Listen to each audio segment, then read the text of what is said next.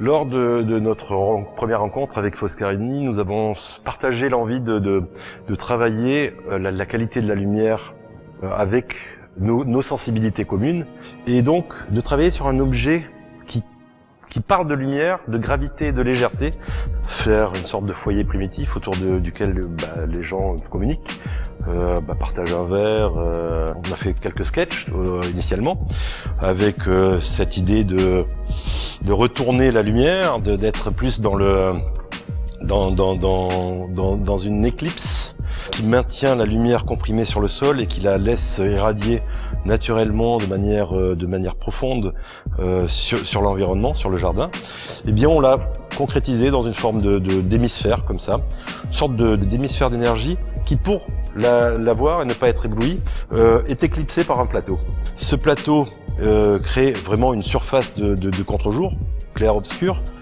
Ça réfléchit la lumière vers le sol. Cet effet lumineux là, de lumière compressée qui s'expanse à l'horizontale. Ici, on l'incline, crée un champ de lumière plus ample sur le côté, est composé de deux éléments. Une coque en rotomoulage étanche, en polypropylène, micro-texturé, et puis un plateau. Alors ici, nous voyons les prototypes finaux de la version d'intérieur. Ici, on a un plateau en bois sombre qui est légèrement recourbé pour mettre des verres, des fruits, des magazines, différentes choses.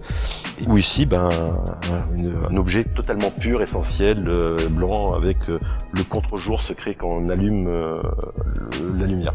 Alors ça peut être utilisé aussi dans des scénographies de grands halls d'intérieur, en les mettant de manière aléatoire ou en créant comme ça des petits groupes de lampes.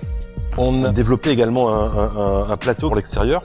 Et donc là, on a développé une surface plate qui est très très mate et qui permet à l'eau de s'écouler naturellement. Donc la lampe est inclinable dans diverses positions afin de créer des halos de lumière et des profondeurs de lumière au gré de son inspiration. Et lorsque il fait jour, l'objet paraît quelque chose qui se fond avec la nature. Et puis quand le crépuscule arrive, la lampe s'allume.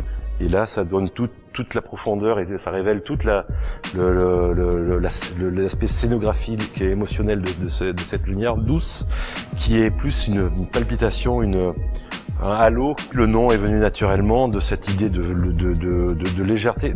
La lumière est immatérielle et en même temps, c'est le soleil qui émet la lumière, c'est le centre de notre système planétaire. Donc c'est une nouvelle typologie, cette lampe, et c'est ni du mobilier ni une lampe, c'est pas un in-between, c'est vraiment une nouvelle typologie, un foyer de lumière.